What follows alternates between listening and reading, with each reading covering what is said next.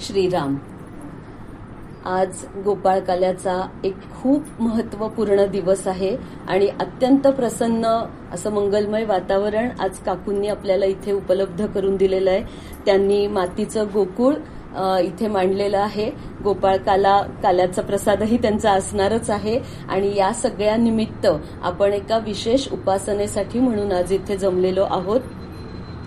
काल रात्री 12 वाजता श्रीकृष्णाचा जन्मही अनेक ठिकाणी अत्यंत भक्तिभावानं आणि अत्यंत उत्साहाने साजरा झालेला आहे आणि आज गोपाळकाल्याचा दिवस. तर त्यानिमित्त श्रीकृष्णाच्या जन्मापासून ते काल्यापर्यंतच्या कथेचा काही निवडक भाग मी आपल्यासमोर सादर करणार आहे. आपल्या सर्वांना तर ठाऊकच आहे की ह्या पृथ्वीवर ही जी चराचर सृष्टी आहे, ही सृष्टी जी आहे ही नश्वर आहे. आज आहे पण उद्या हे नसणार आहे. युग बदलतात. ही सगळी विश्व रचना, सृष्टी रचना ही अखंड बदलत राहते. त्याचप्रमाणे जे त्रेतायुग होतं, रामाचा जिथे वावर होता, सगळेजण अयोध्यावासीयच नव्हे, सगळे भारतवर्षवासीय ह्या रामराज्यामुळे आनंदून गेलेले होते. तरी पण हे राज्य सुद्धा हे शाश्वत असणार नव्हतं, कारण प्रभू रामचंद्रांचा सुद्धा विष्णूंनी घेतलेला तो एक अवतार होता. त्यामुळे त्या अवताराची समाप्ती ही सुद्धा निश्चितच होती. त्याप्रमाणे कितीही राजा राम सगळ्यांना प्रिय असला, एकवचनी होता, अमोघ वाणी होता, सत्यवचनी होता, प्रजादक्ष पालन करणारा होता, तरी सुद्धा एक दिवस राम अवतार समाप्त झालेला आहे आणि द्वापार युगाला प्रारंभ झालेला आहे. आता नेहमीच जिथे सुष्ट असतात तिथे दुष्टांचाही वावर असतोच. त्याप्रमाणे युग जरी बदललं, जरी आता द्वापार युग आलेलं आहे, तरी सुद्धा त्याही युगात जसे चांगले होते तसेच वाईट प्रवृत्तीचेही लोक तिथे आता पुन्हा नव्याने जन्माला आलेलेच होते. आणि अशाच परिस्थितीमध्ये असुरांचाही वावर पुन्हा याही युगामध्ये बघता बघता बळावला आणि मुख्य असुर त्यातला नाव घेण्यासारखा म्हणजे मथुरेतला कंस. मथुरेचं पहिलं जे नाव होतं ते मधुवन असं नाव होतं आणि तिथे या उग्रसेनाचा हा पुत्र, हा जो कंस आहे, हा कंस बघता बघता त्याच्या आसुरी लीला, खरं तर लीला कसं म्हणावं, आपण लीला कृष्णाच्या म्हणतो, परंतु त्याला वाटत नव्हतं ना की हे जे आपण सगळं करतोय हे दुष्ट आहे किंवा प्रजेला हे संहारक आहे. त्याच्या दृष्टीने त्याची ती सगळी म्हणजे मनात येईल तसं वागण्याची प्रवृत्ती होती आणि ह्या सगळ्या ज्या त्याच्या प्रवृत्ती होत्या या त्याच्या आश्रयाखाली अनेक असुर सुद्धा तिथे उदयाला येत होते आणि पृथ्वीवर अशी परिस्थिती निर्माण झालेली होती की सगळेजण त्राहिमाम या एकाच भूमिकेमध्ये आलेले होते. आणि अशा परिस्थितीमध्ये सर्व पृथ्वीचे प्रजाजन आहेत हे नेहमीप्रमाणेच ब्रह्मदेवाला आधी शरण जातात, कारण ब्रह्मदेवानी ह्या सृष्टीची निर्मिती केली. त्यामुळे पहिलं गाऱ्हाणं आपण कोणाला सांगतो? घरात सुद्धा आपण आधी आपलं गाऱ्हाणं आईला सांगतो. आई ग, असं झालं, असं झालं, असं झालं. आईच्या आवाक्यात असेल ते प्रश्न आई सोडवतेच आहे. नाही तर मग आई म्हणते थांब जरा, बाबांना येऊ दे संध्याकाळी, आणि मग सांगते काय करायचं ह्याच्यावर. किंवा उलटही जर त्या लेकरांनी दंगामस्ती केली, खोड्या काढल्या, तरी आई तेच म्हणते. तिला तिच्या पद्धतीने धाक दाखवता आला तर उत्तमच आहे, नाही तर ती म्हणते थांब जरा, संध्याकाळी बाबा येऊ दे, बरोबर बाबांना तुझं नाव सांगते आणि मग तू उद्यापासून बरोबर चांगला वागायला लागशील. तसंच हे सर्व प्रजाजन आता ब्रह्मदेवाला शरण आलेले आहेत. कसे ते बघा. पृथ्वी प्रजा ऋषीजन कमलोद्भवासी आले शरण, आक्रोशे करीती रुदन, पीडिले जाण दैत्यानी, पीडिले जाण दैत्यानी. हे सगळे प्रजाजन आहेत हे कमलोद्भवासी म्हणजे कमळातून ज्याचा जन्म झालाय असा तो ब्रह्मदेव, आणि त्याला शरण गेलेले आहेत. आणि त्याला त्यांनी विनंती केलेली आहे, अनन्य भावे शरण जाऊन विनंती केलेली आहे की ह्या पृथ्वीवर या असुरांचा संहार वाढतच चाललेला आहे. आम्हाला सर्वसामान्यांना जगण्याची आता इथे परिस्थिती उरलेली नाही, तर काहीतरी आम्हाला रक्षण करण्याची जबाबदारी हे ब्रह्मदेवा तुम्ही स्वीकारा. ह्या सगळ्या दैत्यांचा संहार कसा होईल, त्यांचा नाश कसा होईल, याच्यावर काहीतरी उपाय शोधून काढा. आणि मग हे सगळं ब्रह्मदेवानी ऐकलं. ब्रह्मदेवानी विचार केला. लगेच तर उत्तर ब्रह्मदेवही देऊ शकत नव्हते. आणि इकडे मथुरेमध्ये काय झालं, मथुरेमध्ये हा जो कंस राजा होता त्याच्या भगिनीचा म्हणजे देवकीचा विवाह संपन्न झाला. हा विवाह कोणाशी झाला तर वसुदेवाशी झाला. आणि देवकी ही या कंसाची अत्यंत लाडकी भगिनी होती. त्यामुळे देवकाची जी पुत्री होती अशा ह्या देवकीचा विवाह सोहळा आपल्या मानमरातबाप्रमाणे ह्या कंसानी अतिशय उत्कृष्ट असा संपन्न केला. आणि आपल्या लाडक्या बहिणीवर त्याचं इतकं प्रेम होतं की विवाहानंतर जी वरात निघते तिला जेव्हा सासरी पाठवायचं होतं तर तो रथ जेव्हा सजवलेला होता तर त्या रथामध्ये वसुदेव आणि देवकीला स्थानापन्न केलेलं होतं. आणि ह्या रथावर स्वतः कंस स्वार झालेला होता बहिणीच्या प्रेमाखातर. म्हणूनच काही काही पद्धती आपण आजही बघतो की बहीण भावाचं जे प्रेम आहे की भावावर जबाबदारी असते बहिणीला सासरी पाठवणी करेपर्यंत, अशा काही काही रूढी पुढेही प्रचलित झालेल्या आहेत. आणि ही वरात निघालेली असते आणि ही वरात निघालेली असताना अचानक आकाशवाणी होते. ह्या आकाशवाणीतून सर्व प्रजाजनांच्या कानी काय शब्द पडतात, घनघोर असा आधी ध्वनी प्रगटतो. तो ध्वनी कशाचा होता?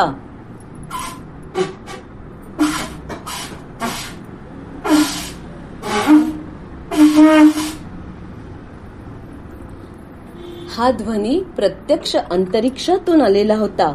हा ध्वनी कुठून आला होता तर हा ध्वनी क्षीरसागराहूनही उठला अंतरिक्ष ध्वनी. हा अंतरिक्षातून ध्वनी प्रगट झालेला आहे. आणि ह्यातून जे शब्द समस्त प्रजाजनांच्या कानी पडले ते असे होते, कंसानीही अर्थातच हे शब्द ऐकलेले आहेत.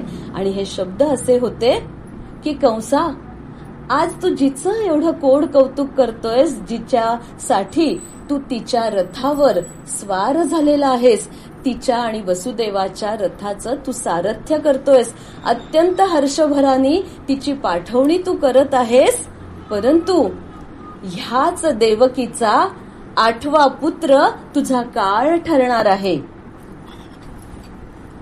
हे ऐकल्या क्षणी कंसाच्या पायाखालची जमीन सरकली.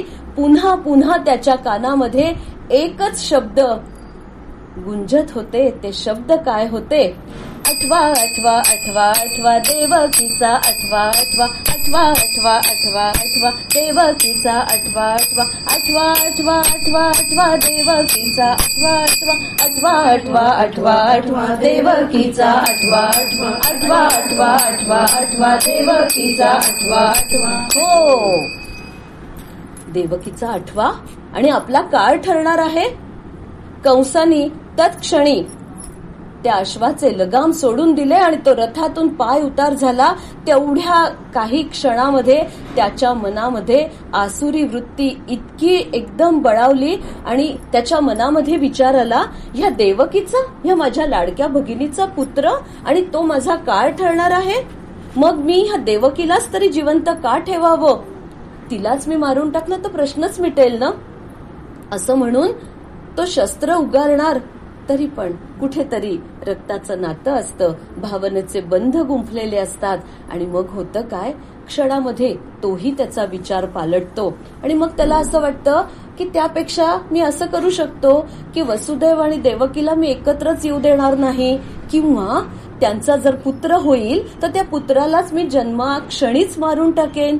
किती विचार बघा, आसुरी वृत्ती म्हणजे भय माणसाला, मृत्यू भय हे सगळ्यात या कलियुगातलं किंवा ह्या पृथ्वी तलावरचं सर्वात मोठं भय आहे की मृत्यू भयापोटी माणूस काय वाटेल ते करायला तयार होतो.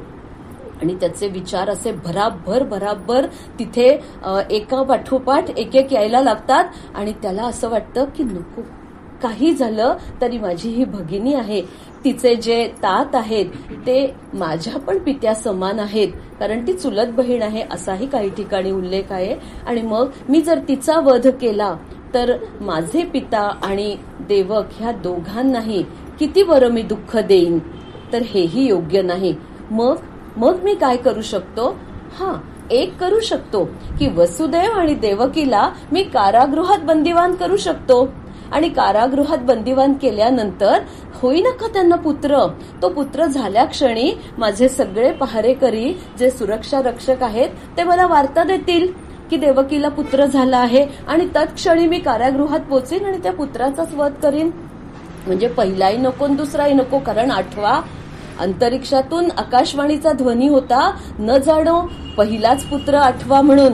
गोल गोल मंडल आहे ना शेवटी. हा 8वा पुत्र हा कुठल्या क्रमांकावर जन्म घेईल हेही तो सांगू शकत नव्हता, कारण भगवंताची लीला काही आपल्या कल्पनेच्याही परे असते, आपल्या म्हणजे ही सगळी पंचमहाभूतांच्याही परे असा तो परमात्मा परमेश्वर. त्यामुळे 8वा माहित नाही कुठला असू शकतो, त्यापेक्षा हे उत्तम आहे की तिचा होणारा प्रत्येक पुत्रच मी त्याचा वध करीन, म्हणजे माझा वध करणारा मुळी तिथे अस्तित्वातच राहणार नाही.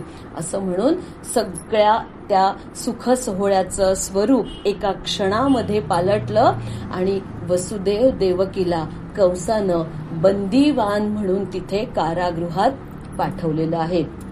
अतिशय कडक सुरक्षा तिथे त्या कारागृहामध्ये भोवती कंसाने आज्ञा दिली त्याप्रमाणे तिथे उभी करण्यात आलेली आहे की अगदी एवढंच खुट्ट जरी वाजलं तरी त्याची वार्ता कंसापर्यंत पोचलीच पाहिजे. सृष्टी निसर्ग आपलं काम यथावकाश करतच असते. बघता बघता वसुदेव देवकीला पहिला पुत्र प्रसवला आणि त्या क्षणी कंसाला वार्ता गेली आणि कंस तिथे कारागृहामध्ये दाखल झाला.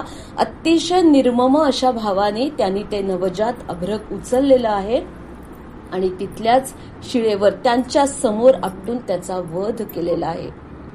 असा 1 झाला, 2 झाला, 3 झाला, 7 पुत्र देवकीचे ह्या तिच्याच बंधूनं म्हणजे कंसानं अत्यंत निर्दय वृत्तीनं त्यांचा वध केलेला आहे.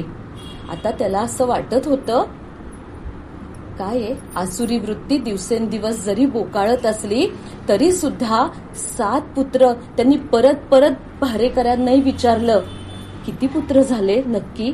7 झाले. आणि कंसाच्या मनामध्ये कुठेतरी भीती होती की 7व्या पुत्राकडे मात्र मी पोचलो नाही, काहीतरी गडबड आहे. कारण त्याच्या डोक्यात एकच 8वा देवकीचा 8वा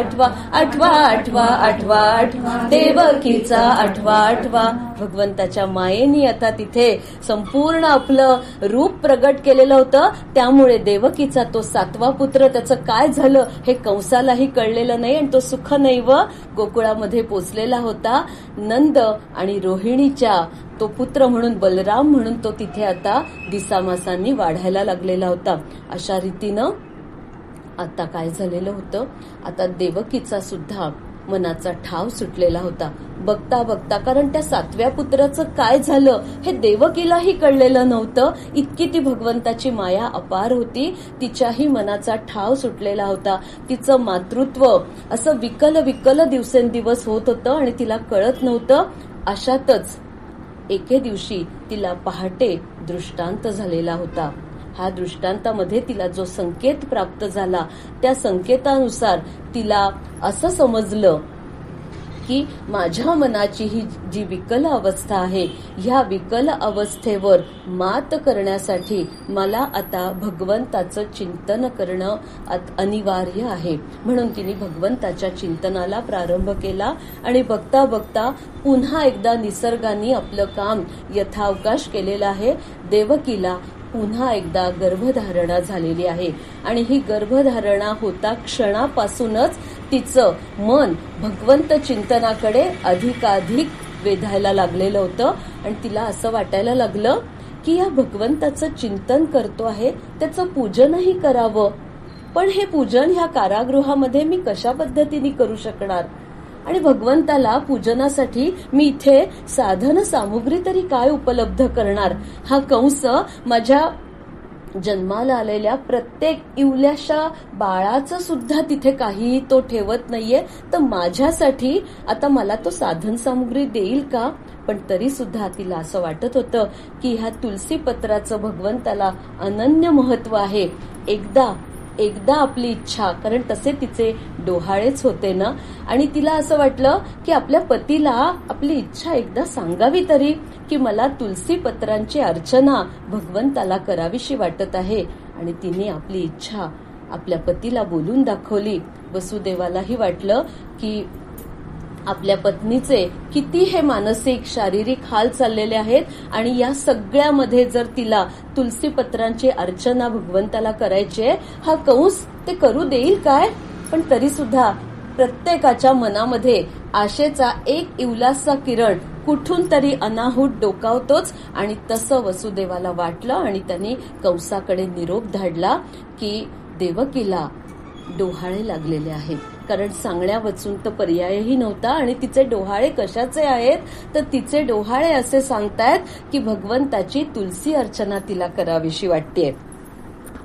आणि मग म्हणजे काय करायचं, कंसाने विचारलं म्हणजे काय करायचं. त्यांनी सांगितलं 100 तुलसी दल रोज कारागृहामध्ये एका टोपलीमध्ये घालून पाठवावीत आणि ही तुलसी दल काही फुलं पाठवावीत, बेलाची पानं पाठवावीत, जे काही पत्रम पुष्पम काहीही जे असेल ते पाठवावं कारागृहामध्ये आणि ते सगळं देवकी भगवंताच्या चरणी अर्पण करू पाहत आहे. कंसाला माहित नाही त्याची ही विरोधी भक्ती आता कुठेतरी जागृत झाली. कारण आठवा देवकीचा आठवा हा देवकीच्या आठव्यानी त्याच्या मनावर आता वेगळ्या प्रकारचं गारुड निर्माण केलेलं होतं. भगवंताची विरोधी भक्ती आता तो करायला लागलेला होता. त्यामुळे त्याच्या मनातला कुठेतरी एखादा अंश जो चांगला होता, जी त्याची सद्वृत्ती होती, ती आता कुठेतरी जागृत झाली आणि त्यांनी ह्या तुलसी अर्चनेला देवकीला परवानगी दिली. आणि मग काय, रोज सकाळी अगदी पहाटेच्या वेळेला टोपल्या भरभरून तुळशी दल, फुलं, चाफ्याची फुलं, गुलाबाची फुलं, शेवंतीची फुलं, कमळाची फुलं, जे म्हणून उपलब्ध होईल ते सगळं टोपल्या भरभरून देवकीच्या त्या कक्षामध्ये जाऊ लागलं. आणि आता ह्या तुलसी अर्चनेमध्ये तिचं मन हळूहळू शांत व्हायला लागलं. तिचे मनीचे भाव असे आहेत.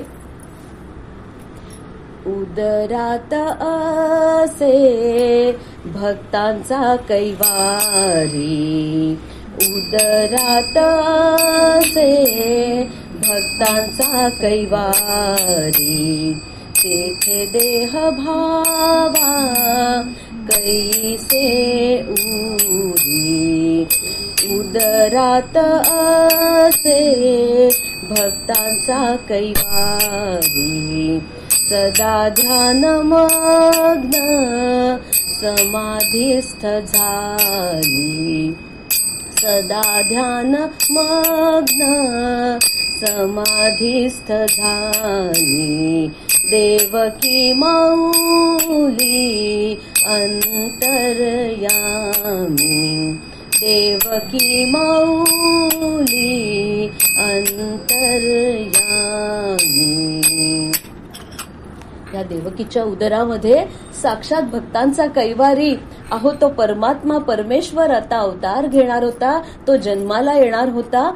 त्यामुळे देवकी तुलसी अर्चना करता करता आता कधीही समाधीस्थ व्हायची, पण तिचं मन आता खूप स्वस्थ झालं होतं. चित्त एकाग्र होत असे आणि शांतता आता तिच्या मनाला अपार लाभत होती. आणि बघता बघता एक दिवस दिसा मासानी तिचे हे डोहाळे तर वाढतच होते आणि हा गर्भ आता तिच्या उदरामध्ये मोठा व्हायला लागला होता. आषाढ महिना आला. निसर्गामध्ये आषाढाची स्थिती तर आपण जाणताच की घनघोर काळे मेघ, आषाढ मेघ आपण ज्यांना म्हणतो, धुवाधार पाऊस कोसळायचा आणि तो कोसळणारा पाऊस बघून देवकीच्या मनाचा परत एकदा ठाव सुटायचा. कारण स्वतःची शारीरिक अवस्था, कंसाचा तो घोर अत्याचार, निसर्गाची ही सगळी वेगळीच विपरीत परिस्थिती. कारण इतका पाऊस देवकीने कधी आजवर बघितलाच नव्हता. आता कारागृहात असल्यामुळे तिच्या सगळ्या बाहेरच्या ज्या आपण म्हणतो ना वृत्ती असतात किंवा जी बाहेर पाहण्याची सुद्धा जी शक्ती असते ती सगळीच आता जवळजवळ बंदच झाली होती. पण कारागृहात राहून सुद्धा त्या घनघोर पावसाचे पडसाद मात्र ती तिथे अनुभवत होती आणि तिचं चित्त पुन्हा पुन्हा विचलित व्हायचं. विचलित झालं की ती धावत त्या आपलं जे काही तिने पूजास्थान त्या कारागृहात मांडलेलं होतं तिथे जायची, भगवंताची मनोमन प्रार्थना करायची आणि म्हणायची, भगवंता या सगळ्या विपरीत परिस्थितीतून आता तूच आम्हाला तारणारा. श्रावण आता आलेला आहे. आषाढाने निरोप घेतलेला आहे.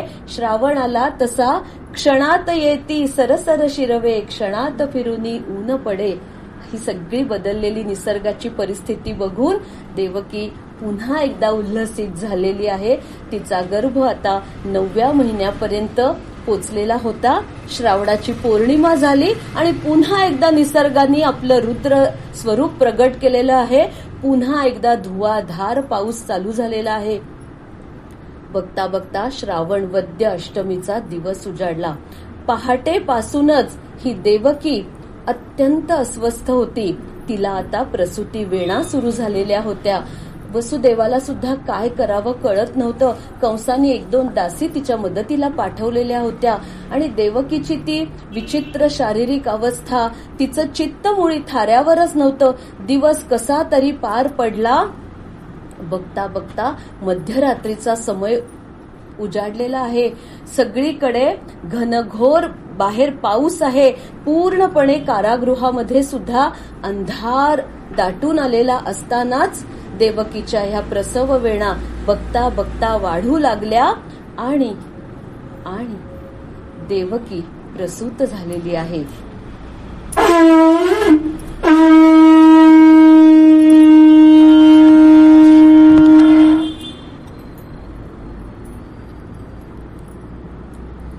श्रावण मासी सौम्यवासरी,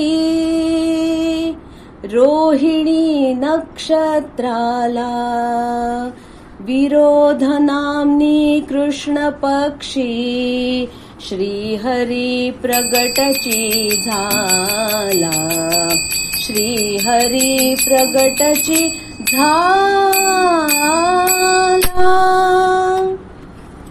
श्रावण मास, सौम्यवासर म्हणजे बुधवार, रोहिणी नक्षत्र, विरोध नामनी संवत्सर, कृष्ण पक्षी आणि अशाच वेळेला मध्यरात्री बरोबर 12चा तो समय होता. देवकी प्रसूत झाली आणि एक छोटंसं गोंडस बाळ तिनं जन्माला घातलेलं आहे.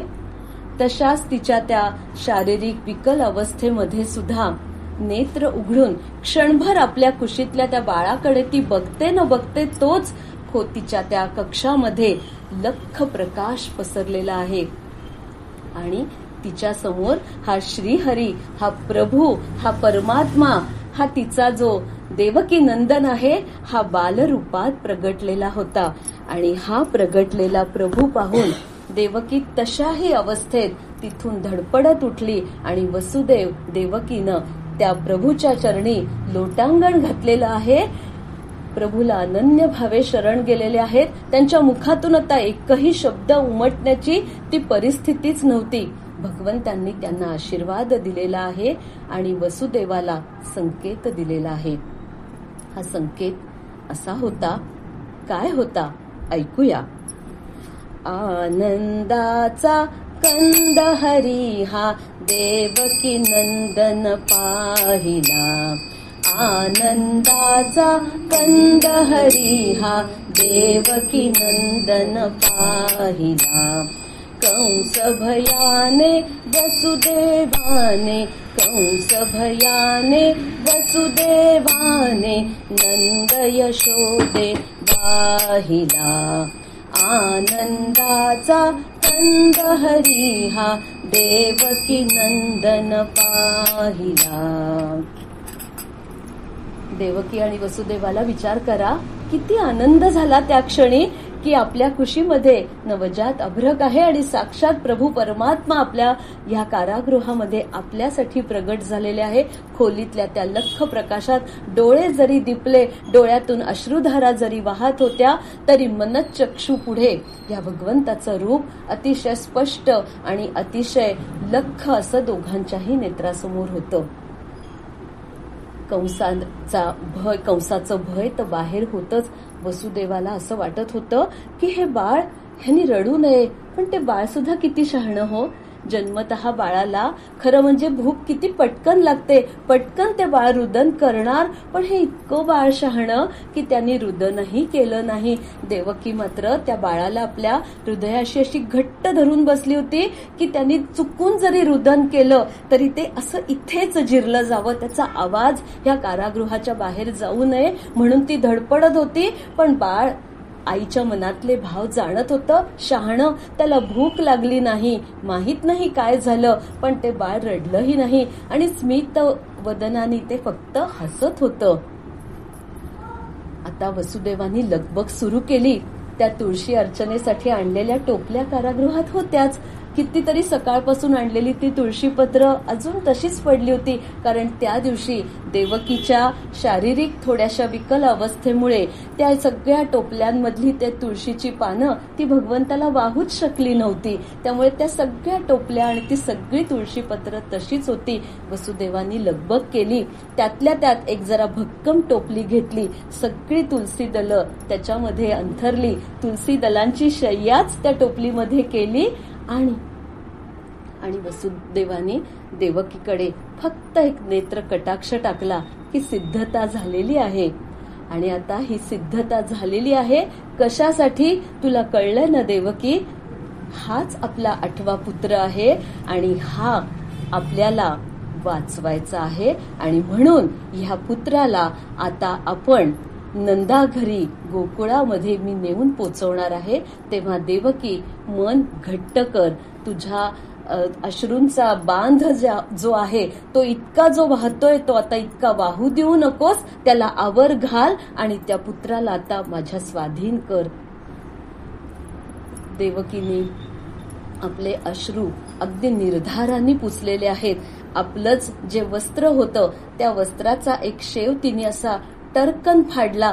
त्या शेवामध्ये ते इवलस बाळ तिने गुंडाळलेलं आहे. काय कुठली सिद्धता आणि कुठलं काय? भगवंताच्या जन्माची ही कथा हो. आज आपल्या बाळासाठी आपण किती सिद्धता करतो, महिनाभर आधी तयारी करून ठेवतो, कोणाकोणाला निरोप देऊन ठेवतो आणि जसं हॉस्पिटलमध्ये आपलं बाळ जन्माला आलंय तसं आपली पिशव्या भरभरून सगळी सिद्धता झालेली असते. पण इथे कशाच्या पिशव्या भरलेल्या होत्या? पिशव्या मुळी नव्हत्याच, टोपल्या भरलेल्या होत्या आणि त्या तुलसी दलांच्या होत्या. आणि देवकीच्या पदरामध्ये ते गुंडाळलेलं तान्हुलं, तो कान्हा वसुदेवानी अलगद त्या टोपलीमध्ये ठेवला आणि एकदाच फक्त त्या बाळाच्या मस्तकाचं अवघ्राण केलेलं आहे. त्याचं अगदी हलकेच त्यांनी चुंबन घेतलेलं आहे आणि ती टोपली निर्धाराने वसुदेवानी उचलली. परंतु त्याच्या मनामध्ये असे प्रश्न येता क्षणीच उत्तरं पुन्हा पुन्हा मिळत गेली. कारागृहाची कुलप कशी तुटावीत ना, पण एक एक कुलूप निखळत गेलं आणि वसुदेवानी आजूबाजूला नजर फिरवली तर सगळे पहारेकरी, सगळे गाढ निद्रेत झोपलेले. त्याला वाटलं हे कसं काय घडलेलं आहे. असो काही का असे ना, आता त्याच्या समोर फक्त गोकुळ दिसत होतं, गोकुळाचा रस्ता आता धरायचाय, बाकी इकडे काही मुळी बघायचंच नाहीये. असं म्हणून तो झप झप झप झप पावलं टाकत त्या कारागृहातून बाहेर आलेला आहे आणि बाहेर येऊन पाहतो तो धो धो पाऊस कोसळत होता. त्याला समजेना की आता ह्या पावसात हे तान्हुलं मी झाकू तरी कसं? एवढ्या पावसात हे तान्हुलं भिजून जाईल, त्याच्यावर मी छत्र तरी कशाचं धरू? मनात विचार येता क्षणीच शेषनाग कुठून तरी तिथे अवतरले आणि या शेषनागाने वसुदेवाच्या डोक्यावर जी टोपली धरलेली होती त्याच्यात जो कान्हा होता त्या कान्ह्याच्या मस्तकावर आपली शेषशाया धरलेली आहे आणि त्यामुळे आता पावसापासून ह्या तान्हुल्याचं रक्षण झालेलं आहे. वसुदेवाला कळलं नाही कळलं ठाऊक नाही. विचारांच्या खोल खोल गर्तेमध्ये यमुनेतले डोह जसे खोल खोल असायचे ना तशा ह्या खोल विचारांच्या गर्तेमध्ये त्याची पावलं मात्र झप झप झप झप पडत होती आणि तो यमुनेच्या काठापर्यंत येऊन पोचला. कारण यमुनेच्या पार करूनच पुढे गोकुळ होतं. आता ती दुथडी भरून वाहणारी यमुना ती जसा वसुदेव तिथे काठावर येऊन पोचला तशी ती अधिकच उसंबळून यायला लागली. वसुदेवाला समजेना की हे पात्र मी लांबून बघतोय तोपर्यंत जरा तरी स्थिर वाटत होतं आणि हे काय समुद्राच्या लाटा सुद्धा फिक्क्या पडतील एवढ्या या यमुनेच्या लाटा इतक्या वर उसळतायत. त्याला काही कळेना. त्याला असं वाटायला लागलं की ह्या जर लाटा अशा वर वर आल्या तर पुन्हा आपल्या डोक्यावरच्या टोपलीपर्यंत आपण या पाण्यामध्ये म्हणजे काय सगळंच आपण जलार्पण होऊन जाऊ. कसं करावं काय करावं असं म्हणून त्यांनी पहिलं पाऊल त्या यमुनेच्या पात्रामध्ये टाकलं आणि त्या क्षणी त्याला विचार आला की नकोच हे मस्तकावरचं बाळ मला दिसत नाहीये त्यापेक्षा मी ह्या बाळाला माझ्या हृदयाशीच धरेन. ही टोपली माझ्या हृदयाशी धरेन म्हणजे बाळ माझ्या नजरेसमोर राहील. आणि असं म्हणून त्यांनी मस्तकावरची ती टोपली ज्या क्षणी आपल्या हृदयाशी धरली आपल्या छातीशी कवटाळली त्या क्षणी ती उचंबळणारी यमुना तिचं ते जल त्या जलाचा स्पर्श त्या टोपलीतल्या कान्ह्याच्या चरणांना झाला. अहो यमुनेच्या मनात तेच तर होतं. तिला कृष्णाच्या चरणांचा स्पर्श हवा होता आणि तो कृष्ण तर वसुदेवाच्या माथ्यावर म्हणून ती उचंबळून उचंबळून वर वर वर वर उसळत येत होती आणि जसं ते बाळ खाली आलं तसं तिचं काम सोपं झालं. चरणस्पर्श झाला आणि त्या यमुनेने मनोमन ह्या देवकी नंदनाला मनोभावे नमस्कार केला आणि एका क्षणामध्ये ती दुभंगली. वसुदेवाला वाट मोकळी मिळाली आणि तो पुन्हा एकदा झप झप झप झप गोकुळात नंदाघरी येऊन पोचलेला आहे. नंदाघरी आला आणि थेट नंदाच्या वाड्यामध्ये जिथं यशोदेचा कक्ष होता कसा त्याला मार्ग मिळाला त्या रात्रीच्या अंधारात ठाऊक नाही. पण तो तिथपर्यंत पोहोचला आणि तिथे त्यांनी पाहिलं की काहीतरी लगबग चालू आहे. कारण यशोदेनी सुद्धा नुकतीच तिचीही प्रसूती झाली होती आणि एक छोटीशी कन्या तिला प्रसवलेली होती. दासींची गडबड चालली होती. आता वसुदेवाला समजेना आत प्रवेश तरी कसा करावा. वास्तविक तो पण इतका बेभान अवस्थेमध्ये होता की अशा पद्धतीनं अशा एखाद्या म्हणजे प्रसूतीगृहामध्ये प्रवेश करणं निषिद्ध असलं तरी त्याला समजत नव्हतं आणि तो थेट तिथपर्यंत आत गेलेला होता.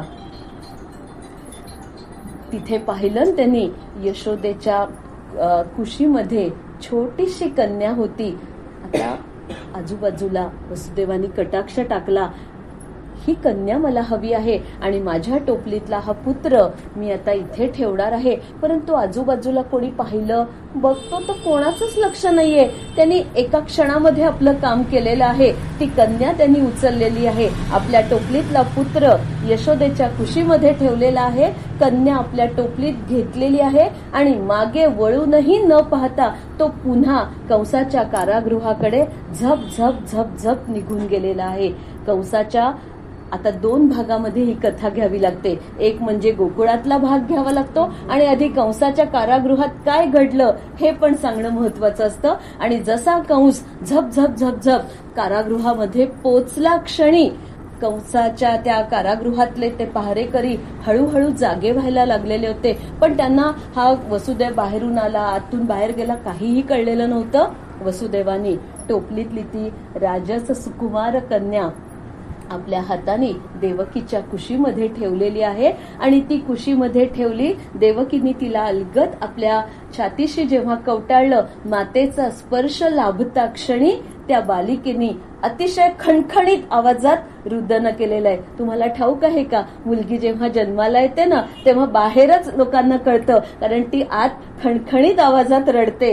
हे ते प्रतीक आहे. आणि तिच्या रडण्याबरोबर सगळे पहारेकरी जागे झालेले आहेत. आणि देवकीला काहीतरी पुत्र असेल, कन्या असेल, त्यांना काही कळलं नाही, पण देवकीची प्रसूती झालेली आहे ही वार्ता तत्क्षणी कंसापर्यंत पोचली. आणि कंस सुद्धा त्या दिवशी अस्वस्थच होता. अस्वस्थ असल्यामुळे एका क्षणामध्ये तोही तिथे कारागृहामध्ये येऊन पोचलेला आहे. आणि त्यांनी पाहिलं तर ही कन्या, काहीतरी गडबड आहे. पण तो म्हणतो, आपल्याला काय करायचंय, हे तर देवकीचं 8वं बाळ आहे, कन्या असो पुत्र असो, कुणाच्या रूपात माझा काळ येईल ठाऊक नाही.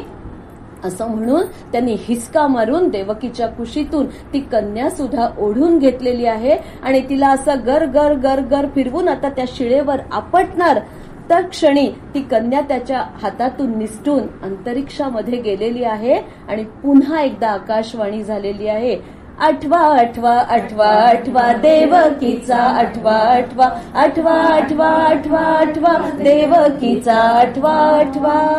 अरे कंसा, तू मला मारतोयस? मी तर आदी माया आदी शक्ती परमेश्वरी आहे. तू माझा वध कुठल्या बळाने करू शकणार आहेस?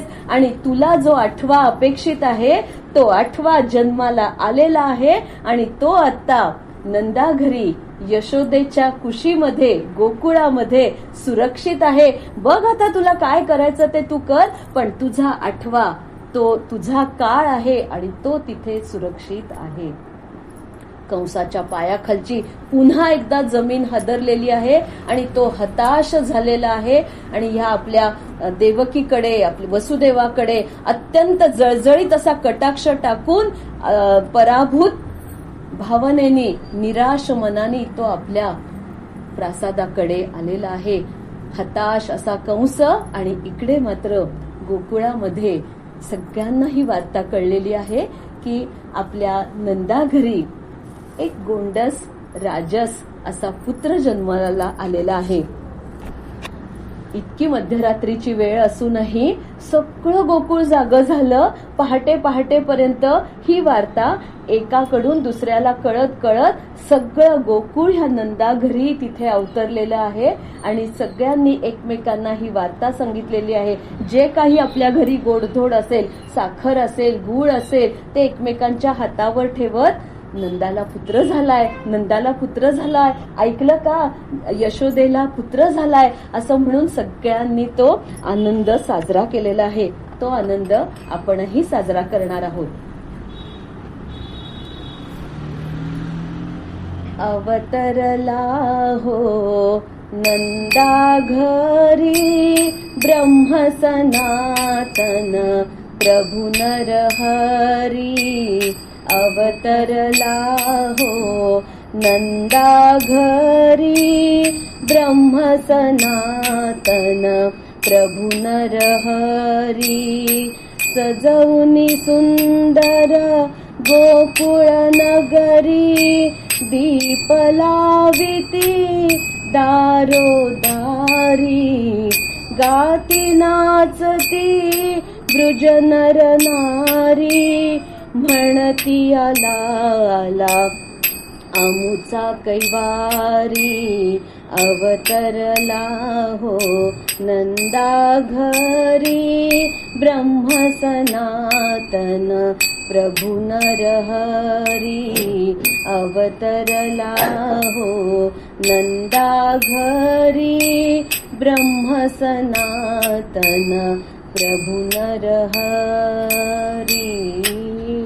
गोपाल कृष्ण भगवान की जय. नंदाघरी हा पुत्र अवतरलेला आहे आणि हा पुत्र साक्षात परमात्मा, परमेश्वर असा हा गोपाल कृष्ण.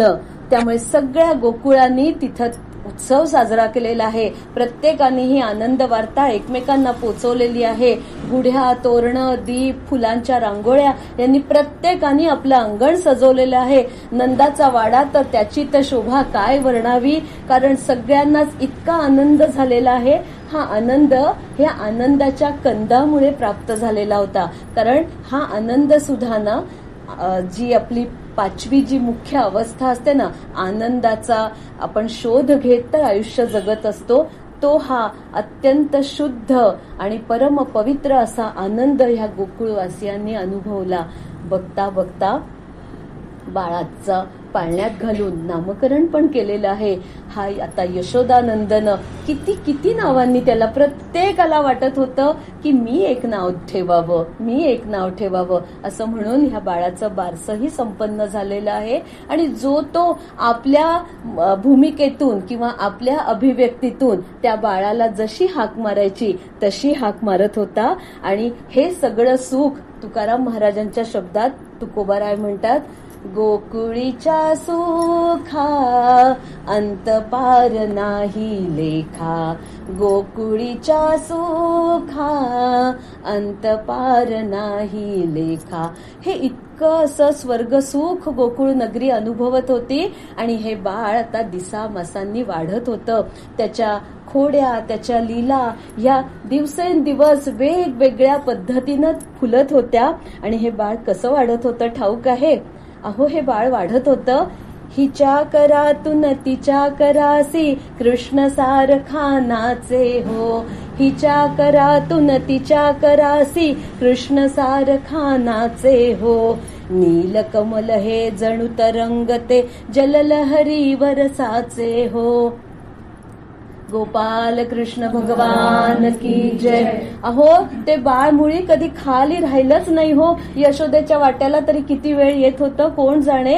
प्रत्येक गोपी धावून धावून यायची, मी घेते थोडा वेळ, मी जोजवते, मी खाऊ घालते, मी त्याला फिरवून आणते, मी त्याला आंघोळ घालते, मी त्याचं तिटकाजळ करते, असं म्हणून प्रत्येक गोपिका आपलं घरातलं कामधाम उरकत होत्या का तसंच टाकून येत होत्या. पण अखंड या नंदा घरी या गोपिकांची रीघ लागलेली असायची. आणि हा बाळकृष्ण वाढतो अशा पद्धतीने वाढत होता. आता हा बाळ रांगायला लागलेलं होतं.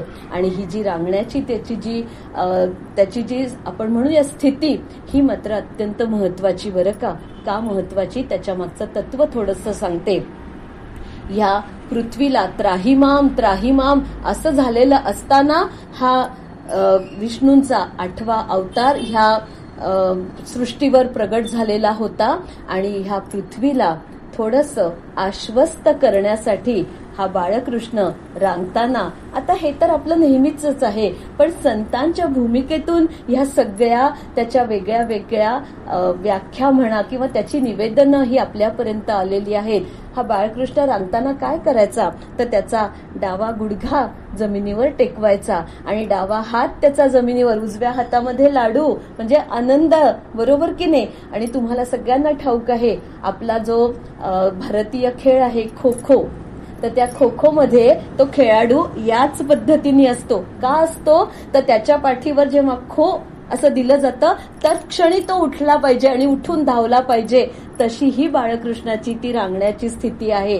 आणि तो रांगताना त्याचा एक हात असा जमिनीवर तो त्या पृथ्वी मातेला आश्वस्त करायचा की मी आलोय, आता तू चिंता करू नकोस. आणि हे तुझं जे सगळं जे भय आहे, तुझी जी चिंता आहे, या कंसाच्या बरोबरीने अनेक राक्षसांचा जो इथे संहार वाढत चाललेला आहे, या सगळ्या संहाराचा नाश करण्यासाठी मी प्रसन्न आहे. आणि हा नाश होऊन तुम्ही जेव्हा संकटमुक्त व्हाल, तुम्ही जेव्हा आनंदाची स्थिती अनुभवाल, त्या आनंदाच्या स्थितीचा प्रसादही मी तुम्हाला देणारच आहे. म्हणून तो लाडू म्हणजे त्याला लड्डू गोपाल असंही आपण म्हणतो.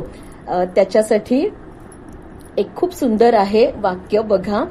तळवे तळ हात टेकतो, डाव्या गुडघ्याने रांगतो. असा हा तळवे तळहात टेकून बाळकृष्ण रांगायला लागला आणि रांगता रांगता बघता बघता चालायला लागला. आता इकडे कंसाच्या तर माहितीच आहे आपल्याला, त्याच्याही सगळ्या कारवायांना जोर वाढलेला आहे. कारण त्याला ठाऊक होतं की नंदा घरी आपला काळ देवकीचा 8वा अखंड त्याला त्या 8व्याच आठवत होता. त्याच्या म्हणजे ध्यानी तनी मनी चित्ती, जेवताना झोपताना सुद्धा कुठलंही कार्य करताना त्याच्या डोक्यात एकच, आठवा आठवा आठवा आठवा. काही मुळी त्याला सुचतच नव्हतं.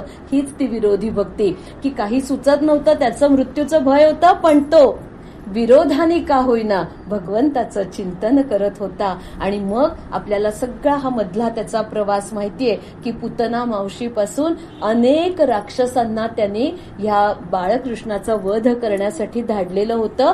परंतु बाळकृष्णाने मात्र या सगळ्या राक्षसांचा संहार केलेला आहे. ही सगळी संकट त्यांनी परतवून लावलेली आहेत. आणि अजून एक गंमत आहे बरं का, बाळकृष्ण जन्माला आल्यापासून इतक्या लीला, अघटित अशा सगळ्या लीला करत होत्या, परंतु त्याच्याबरोबर असणाऱ्या कुणालाही, म्हणजे अगदी पुढे जाऊन अर्जुनापर्यंत सुद्धा प्रत्येकाला तो आपल्यासारखाच वाटत होता. आणि रामाच्या चरित्रात जर बघितलं तर राम कायम सामान्य माणसांसारखाच, म्हणजे राजा जरी असला तरी रामानी कुठलीही लीला केली नाही, पण तरी राम मात्र सगळ्यांना प्रभू रामचंद्र भगवंत वाटत होता.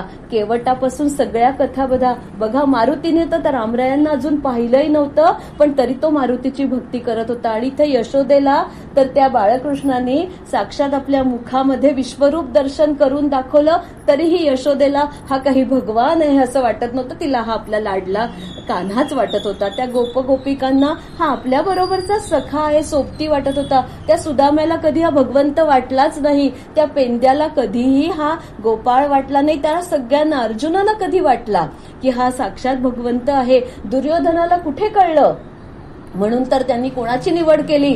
महाभारतीय युद्धामध्ये त्यांनी कृष्णाच्या सैन्याची निवड केली. गोपाळ कृष्ण आहे, हा साक्षात भगवंत आहे, हे कुणालाच कळलं नाही. एक भीष्माचार्य मात्र होते, त्यांना मात्र ठाऊक होतं की हा साक्षात परमात्मा आहे, भगवंत आहे. हे कोणालाही न कळणं, अर्जुन नाही, कोणी नाही, पांडव नाही, कोणालाही न कळणं, हीच तर भगवंताची माया होती, हीच तर त्याची लीला होती. भीष्माचार्यांना मात्र ह्या परमात्म्याचं हे रूप जाणून होते आणि ते मात्र अखंड कृष्ण भक्तीमध्ये रत झालेले होते. असा हा बाळकृष्ण आता चालायला लागला, धावायला लागला, मोठा झाला, 5-6 वर्षाचा झाला. आणि हे सगळे गोपाळ ना, गोपाळांच्या घरीच तर तो होता. नंद सुद्धा गोपाळच, फक्त तो प्रमुख गोपाळ. त्यामुळे गाई, गुरं, खिल्लारं हे तर त्यांचं गोधन, आणि त्यांना चरायला घेऊन जाणं हे तर महत्वाचं त्यांचं रोजचं नित्यकर्म. आता याच्यासाठी ह्या नंदाने ह्या आपल्या खोडकर कान्हाची निवड केली, कारण ते वय असतं. जसं त्या वयाला गुरुगृही जाणं अपेक्षित आहे, मौंजी बंधन होणं अपेक्षित आहे, तसंच ह्या गोपाळांच्या प्रथेप्रमाणे आता ह्या नंदाने निर्णय घेतला की ज्येष्ठ बंधू बलरामाबरोबर हा गोपाळ कृष्ण सुद्धा गाई गुरांना घेऊन आता जाईल वनांमध्ये. आणि गाई गुरांची, त्यांची चरण्याची व्यवस्था, त्यांच्यावर लक्ष ठेवणं, ही सगळी जबाबदारी आता तू स्वीकारायचीस. गोपाळ कृष्ण काय, एका पायावर उडी मारून तयार झालं. दुसरा दिवस उजाडला आणि हे सगळे गोपी सुद्धा आणि त्यांच्यातला प्रमुख हा गोपाळ कृष्ण बलराम दादा समवेत हे सगळे जण आता गोकुळात गाई गुरं घेऊन चरायला जाऊ लागले. आता ते सगळं वर्णन आहे, तर ते वर्णन वामन पंडितांनी अतिशय सुंदररित्या केलेलं आहे आणि ते काव्य मी घेणार आहे. म्हणजे मी माझ्या शब्दात इतकं वर्णन करण्यापेक्षा त्यांच्या शब्दात आपण ते वर्णन ऐकूया. वनी खेळती बाळते बल्लवांचे, तुरे खोविती मस्तकी पल्लवांचे, फुलांचे गळा घालिती दिव्यहार, स्वनाथासवे ते करीती विहार, स्वकौशल्यजा गुंजमाळात नाना, गळा घालिती के करीती तनाना, शिरी बांधिती मोरपत्रे विचित्रे, शरीरावरी रेखिती दिव्य चित्रे, मुखे वासुनी लोचन भ्रूतटाते उभारुनिया वाकुल्या मर्कटाते अहो दाविती शब्द तैसे करीती असे खेळ बाळ निशंकरीती वनी देखता मेघनीला समोर प्रमोदे करी नृत्य लीला समोर तया सारिखे नाचती लोक सारे खुणावूनी अन्योन्य कीतो कसारे वदे कृष्ण गोपाळ बाळा जनाते बसूनी करूये स्थळी भोजनाते वनी वत्स सोडा चरायासी पाणी तया पाजुनिया म्हणे चक्रपाणी निज मुख कवणाही आडदृष्टी असेना रचुनी बसवी ऐसी भोवती बालसेना हरिवदन पहाया सर्व सृष्टी भुकेल्या म्हणून बहुत पंक्ती मंडलाकार केल्या असे कर्णिका अंबुजा माझी जेवी मुला मध्यभागी बसे कृष्ण तेवी मुखी ग्रास सप्रेम घालून हाती दही भात दे सर्व लीला पहाती गोपाल कृष्ण भगवान की जय. हा सगळा गोकुळातला जो वनांमधला जो रोजचा नित्यक्रम होता तो नित्यक्रम वामन पंडितांनी इतका सुरेख शब्दबद्ध केलेला आहे की सगळं चित्र आपल्या नजरेसमोर प्रगट झालेलं असेल की हे सगळे गोप गोपाळ ती खांद्यावरती त्यांची ती काठी त्यांच्यामध्ये चालणारा तो गोपाळ कृष्ण त्यांच्यावर लक्ष ठेवणारा ज्येष्ठ बंधू म्हणून बलराम दादा आणि काही वयाने मोठे असतील काही गोपिकाही सवय जायच्या असू दे मी लक्ष ठेवते लहान आहेत बाळं कुठंतरी जातील कुठंतरी पाण्यामध्ये उडी मारतील कुठंतरी झाडावरून उड्या मारतात असू दे मीही जाते म्हणून गोपिकाही सवय जायच्या आणि अशा पद्धतीनं हे सगळे जण तिथे पोचायचे. गाई गुरांना मुक्तपणे तिथे चरायला सोडून दिल्यानंतर आता ह्या बाळकांनी काय करावं तर ह्या बाळकांनी आता वेगळे वेगळे खेळ रचावेत. कृष्ण त्यांचा मुख्य सवंगडी सांगाती आणि त्यांचा मुख्य तो काय करायचा विटीदांडू लगोरी आट्यापाट्या शिवणा पाणी झाडावरून उड्या मारायच्या नदीच्या डोहामध्ये खोल खोल डुंबायचं असे सगळे विविध खेळ खेळून तो आपल्या सगळ्या गोपाळांचं मन रिझवायचा. या खेळांमुळे या सगळ्यांची बघा बरं का ताकद शक्ती ही सुद्धा तिथे आपोआप वृद्धिंगत व्हायची. मोकळ्या हवेमध्ये मोकळे खेळ खेळून आताच्या मुलांना हे सगळं सांगणं फार महत्वाचं झालंय. असो कालाय तस्मै नमः. आणि मग हे सगळं झालं की दुपारची वेळ झाली की सगळ्यांना भूक तर लागणारच. आता भोजन कसं करावं. पहिल्या दिवशी कृष्णाने बघितलं की प्रत्येक ह्या गोपाळांनी त्यांच्या मातेनी दिलेली शिदोरी सवय आणली होती. पहिल्या दिवशी कृष्ण बघतो सगळे जण आपली शिदोरी उघडून कोण कुठं बसलंय तुम्ही जोडीने बसूयात तुम्ही तिकडे झाडाच्या पल्याड जाऊन बसूयात अशा पद्धतीने सगळे जण ह्या शिदोऱ्या उघडून खाताना दिसले. मग कृष्णाने ठरवलं की नाही हे असं चालणार नाही. त्यांनी पाहिलं एक दोघं जण तर काहीच नाही नुसतेच बसलेत. काय ठाऊक कोण जाणे माता आहे नाही माता देऊ शकली नाही का त्यांना शिदोरी. एक दोघे जण तर एकटाच एक कोपऱ्यात जाऊन बसला होता. कोणी बघतंय नाही बघत असं म्हणून अगदी हळूच आपली शिदोरी उघडून पाहत होता आणि पुन्हा ती शिदोरी बंद करून घोटभर पाणी पिऊन तृप्तीची ढेकर काढत होता. हे सगळं चित्र पाहून तो दिवस तसाच गेला आणि दुसरे दिवशी पुन्हा दुपारी मध्यान्ह भोजनाची वेळ झाली आणि गोपाळ कृष्णाने या सगळ्यांना एकच साथ घातली. या रे सवंगड्यांनो, या रे या रे सवे माझ्या भोवती या, असं म्हणून सगळ्यांना आपल्या भोवतीने मंडलाकार बसवलं. मंडलाकार बसवण्याची जी पद्धत आहे ना, त्याच्या मागचं तत्व जाणून घ्या. असे बसले तर हिला वाटतं मी मागे बसलीये. प्रियाताईंचं माझ्याकडे लक्ष जातंय का नाही कोण जाणे. अहो ते इतकं सुंदर मांडलंय, तिकडून मला ते दिसतच नाहीये. मी हिची आई म्हणून, आज पाहुणी म्हणून इथं आलीये, मला काहीच दिसत नाहीये. हो, त्यांना वाटतंय आम्ही तिकडे, मला हे काहीच नाही दिसत आहे. म्हणून मंडलाकार, सगळेच गोल, सगळ्यांना सगळं दिसतं, हा त्याच्या मागचा महत्वाचा भाव आहे. आणि समेपासून सुरुवात झाली की विशिष्ट कालापासून पुन्हा समेवर आपण येतो. सगळ्यांना समभाव, आणि हाच भाव ह्या कलियुगामध्ये अत्यंत श्रेष्ठ आहे.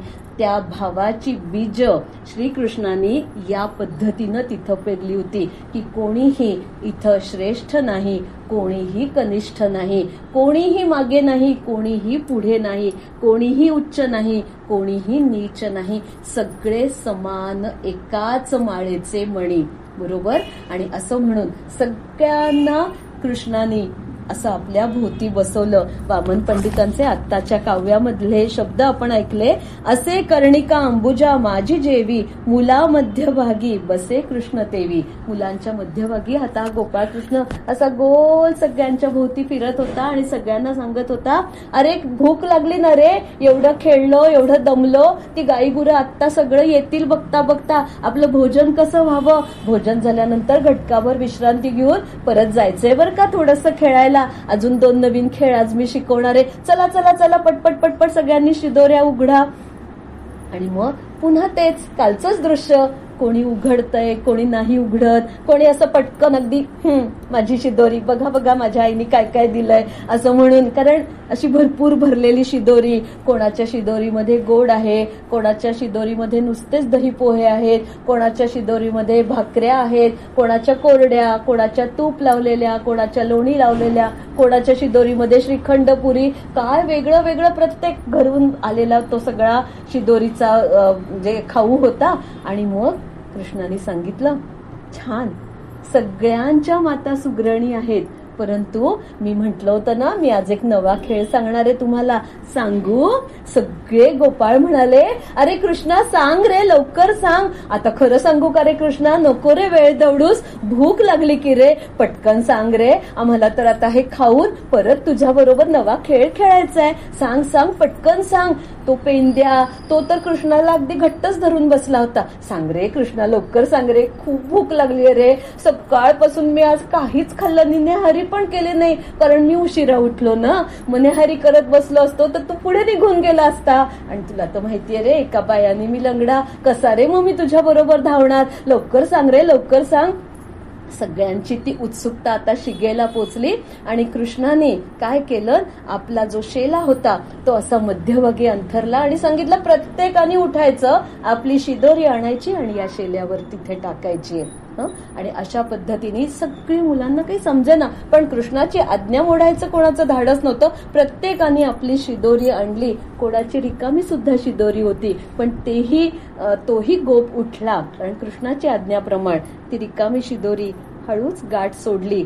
ती तशीच जाऊन फक्त कृती केली आणि तो खालमानेने तिथे येऊन बसला. आता कृष्णाने काय केलं, त्या सगळ्याचा आपल्या हाताने गोपाळकाला केला आणि पुन्हा तोच स्वतः उठला.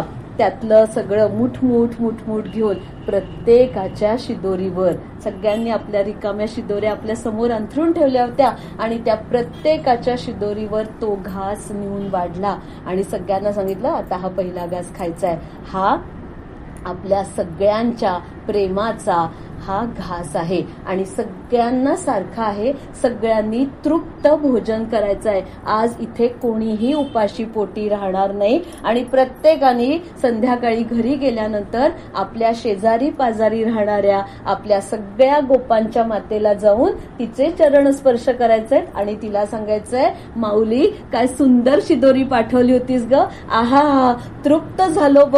आज संध्याकाळी मला तू जेवायला नाही दिलंस तरी चालेल, इतकं पोटभर मी जेवून आलाय. एवढं पोटभर जेवायचं. आणि ती सगळी मुलं, त्यांना कळत नव्हतं, तो ढीक तर एवढाच दिसत होता. प्रत्येक जण पहिला घास खाऊन झाल्यानंतर मिटक्या मारत मारत आपल्या जागेवरून उठायचे, तुरु तुरु तुरु तिथे धावायचे, पटपट पटपट पटपट घास घ्यायचे आणि मग आपली शिदोरी भरून भरून खायचं. पण ती शिदोरी काही संपतच नव्हती. आणि अशा पद्धतीने तो गोपाळकाला पहिल्यांदा कृष्णाच्या आज्ञेनुसार किंवा कृष्णाच्या इच्छेनुसार किंवा पुढच्या भावी संपूर्ण विश्वाच्या कल्याणासाठी म्हणून तो गोपाळकाला पहिल्यांदा तिथे तोही खरं म्हणजे अवतरलेला आहे, तोही प्रगट झालेला आहे.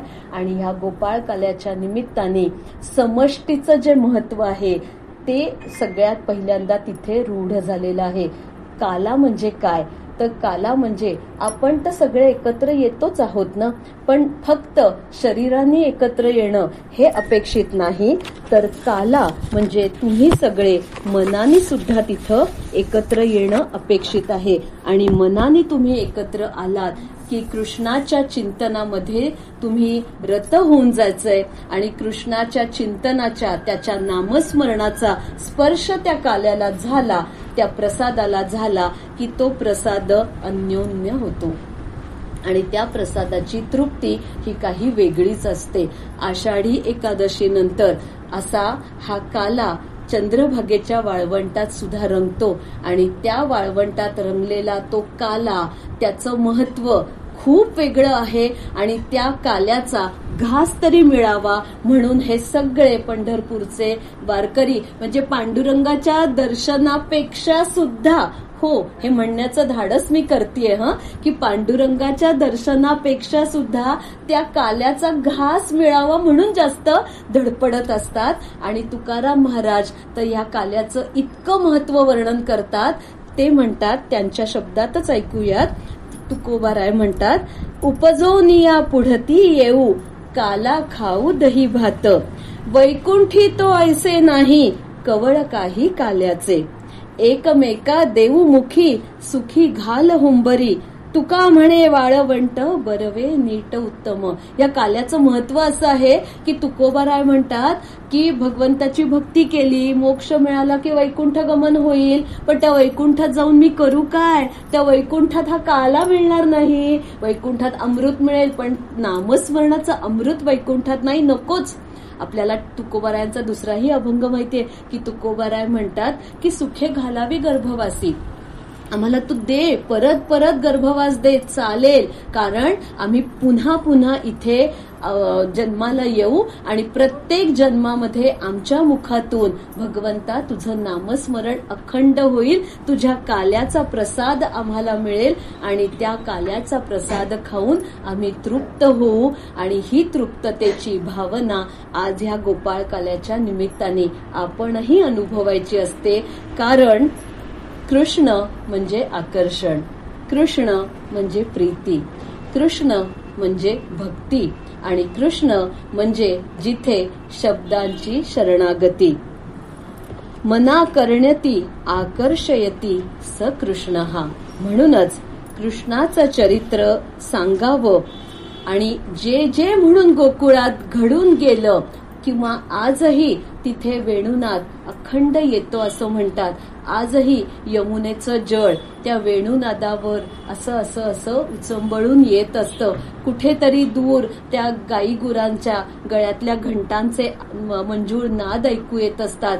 संध्याकाळी उठणारं ते गोरज, त्या गोरजामध्ये सुद्धा न्हाण्यासाठी कैक जण तिथे येत असतात. हे सगळं वातावरण आजही आपण जर मनाने अनुभवलं तर जसंच्या तसं आहे, काही सुद्धा बदललेलं नाही. वास्तविक युग पालटून गेलं, कलियुग आता आलेलं आहे, तरी सुद्धा आजही आपलं मन क्षणामध्ये गोकुळात जाऊन पोचतं. म्हणूनच अशा ह्या आकर्षण निर्माण करणाऱ्या कृष्णाची कथा अत्यंत प्रीतीभावे, अत्यंत भक्तिभावे पुन्हा पुन्हा सांगावी, पुन्हा पुन्हा ऐकावी, पुन्हा पुन्हा तिचं आपण स्मरण करावं. गोपाल कृष्ण राधे कृष्ण, गोपाल कृष्ण राधा कृष्ण, गोपाल कृष्ण राधा कृष्ण, गोपाल कृष्ण राधा कृष्ण, गोपाल कृष्ण राधा कृष्ण, गोपाल कृष्ण राधा कृष्ण, गोपाल कृष्ण राधा कृष्ण, गोपाल कृष्ण राधा कृष्ण, गोपाल कृष्ण राधा कृष्ण, गोपाल कृष्ण राधा कृष्ण, गोपाल कृष्ण राधा कृष्ण, गोपाल कृष्ण भगवान की जय.